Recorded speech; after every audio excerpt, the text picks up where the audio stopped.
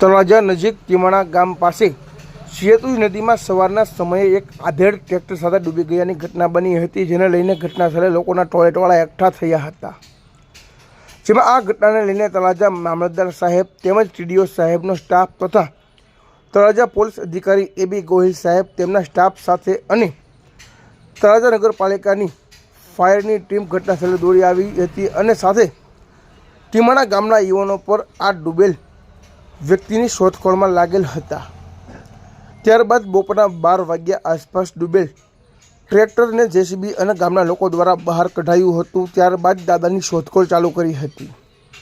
ત્યારબાદ બપોરના 1 વાગ્યા આસપાસ એનડીઆરએફની ટીમ પણ ઘટના સ્થળે પહોંચી ગઈ હતી અને શોધખોળ ચાલુ કરી હતી।